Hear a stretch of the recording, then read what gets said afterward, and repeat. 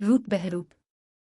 दोपहर 1 बजे का वक्त था। गर्मी अपने उरूज पर थी। मैं अपने दफ्तरी काम में मसरूफ था। काम करते करते सर अलिफाटे कर मैंने खिड़की से बाहर देखा। दूर दूर तक सड़क सुनसान पड़ी थी। इमारत का चौकीदार भी कुर्सी पर नीम दराज ऊँघ रहा था। दफ्तर के बाकी लोग खाने और नमाज के वक्फे के दौरान गायब हो चुके थे। मैं जानता था कि अब आका दाका जो वापस आएंगे वो 4 बजे से पहले नहीं आएंगे। मैं सर झुकाकर काम में मसरूफ हो गया। किसी दौरान मुझे अफजल का ख्याल आया। अफजल मेरा ऑफिस क्लर्क था। वो काफी देर से कुर्सी पर बैठा बेचैनी से पहलू बदल रहा था। गालिबन वो मुझसे पहले अलिफाटे कर नहीं जाना चाहता था और मेरे फारिग होने के आसार दूर दूर तक मौजूद न थे। अफजल, तुम जा सकते हो, मैंने मुस्कुराकर कहा। सर, लंच का वक्त हो गया है। आपके लिए खाना मंगवा दूं? उसने पूछा। नहीं। मैंने घड़ी की जानिब नजर डाली। तुम जाओ। जमात का वक्त 1:45 है ना। मैं नमाज के बाद बावर्ची से खाना मंगवा लूंगा। ठीक है सर। फिर मैं बावर्ची से कह जाता हूँ कि वो 2 बजे तक खाना तैयार रखे। ये कहकर वो जाने के लिए अलिफाटे ही था कि फोन की घंटी बजी। अफजल ने रिसीवर अलिफाटे कर कान से लगाया। दूसरी तरफ से कुछ आवाज आई तो अफजल ने कहा, सर, कोई अली गुल नामी शख्स अब से मिलना चाहता है। अली गिल?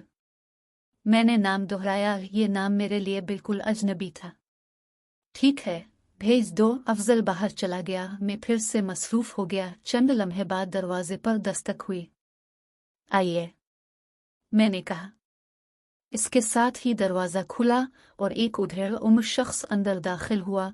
अपनी वज़ाकत से वो कोई बहुत ही अमीर कबीर आदमी मालूम होता था। सलाम करके वो बैठ गया। जी फरमाइए, मैंने कहा। मैं आपकी क्या खिदमत कर सकता हूँ? ऐसा ना कहीं जनाब, हम तो खुद आपकी खिदमत के लिए आ गए हैं, लेकिन आप तो किसी को ये मौका ही नहीं देते।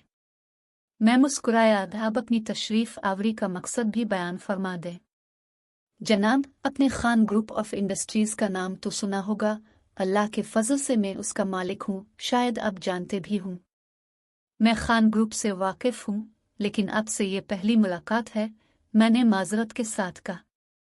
आप अमूमन आला सतह पे होने वाली दावतों और इशाइयों में शरीक नहीं होते, गालिबन इसीलिए आपके ताल्लुकात महदूद हैं।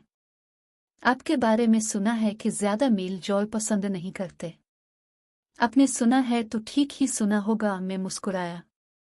मैं आपका ज्यादा वक्त नहीं लूंगा जनाब। मुझे बता दिया गया है कि आप आजकल खासे मसरूफ हैं। इसने कहना शुरू किया। दरअसल बात यह है कि मैं एक बिल्कुल अनपढ़ आदमी हूँ। माजी में हालात कुछ ऐसे रहे हैं कि मैं कोशिश के बावजूद तालीम हासिल ना कर सका। कुछ ज़ाती मेहनत थी और फिर किस्मत ने यावरी की कि मैं इस मकाम तक पहुँच गया। लेकिन मैं नहीं चाहता कि मेरे बच्चे इल्म की रोशनी से महरूम रहे। मैंने अपने बड़े बेटे को आला तालीमी इदारों में पढ़ाया है और अब मैं इसे डॉक्टर बनाना चाहता हूँ। वो साहिब यहाँ तक कहकर खामोश हो गए। मुझे बहुत खुशी हुई ये सुनकर कि आप अपने बच्चों को आला तालीम दिलवाकर मुआशरे का कारामद शहरी बनाना चाहते हैं। मैंने इसे दाद दी। वो फिर बोला, लेकिन अब मुझे अपने ये ख्वाब पूरे होते दिखाई नहीं देते। मैं अपने बेटे का दाखिला मेडिकल कॉलेज में कराना चाहता हूँ, लेकिन इंतज़ामिया ने इसका फॉर्म लेने से साफ इनकार कर दिया है। मैंने अपने तौर पर तमाम कोशिशें कर ली हैं, लेकिन मैं कामयाब ना हो सका। आखिर इसकी वजह क्या है? मैं हैरान था। दरअसल इसके नंबर मेरिट से बहुत कम हैं, लेकिन मैं नहीं चाहता कि कोई भी वजह मेरे ख्वाबों की तकमील में रुकावट बने। मैं अपने तौर पर तमाम कोशिशें कर चुका हूँ और अब बड़ी अलिफाम लेकर आपके पास आया हूँ जनाब। इसका अंदाज इल्तिजाया था। मैं इस मामले में आपकी क्या मदद कर सकता हूँ? अगर आपका बेटा मेरिट के मुताबिक नंबर हासिल कर लेता तो भला इंतज़ामिया को इसे दाखिला देने में क्या तामुल था? इसने फिर कहना शुरू किया है। मुझे मालूम हुआ है कि इंतज़ामिया के आला ओहदेदारान से आपके ज़ाती और बहुत गहरे ताल्लुकात हैं और आप इस मामले में मेरी मदद कर सकते हैं। मैं आपकी हर तरह से खिदमत करने को तैयार हूँ। फ़ी अलहाल आप मेरी तरफ से ये हकीर नजराना कबूल फरमाएं। इसने अपने थैले से नोटों की कई गुड्डियाँ निकाली और मेरे सामने रख दे। मेरे दिमाग में खून की गर्दिश का एक तेज हो गई। मैं कपकपा कर रह गया। मेरा दिल चाहा कि सामने पड़ा हुआ पेपर वेट अलिफाटे कर उसके सर पर दे मारूं। आखिर मेरे मुतालिक इसने ये अंदाज़ा कैसे लगाया कि मैं उसकी ये पेशकश कबूल कर लूँगा। मेरा चीखने को दिल चाहा, लेकिन मेरे असाब गोया सल्ब होकर रह गए थे।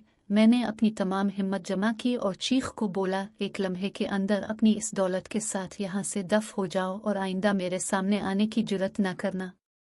निकल जाओ यहाँ से।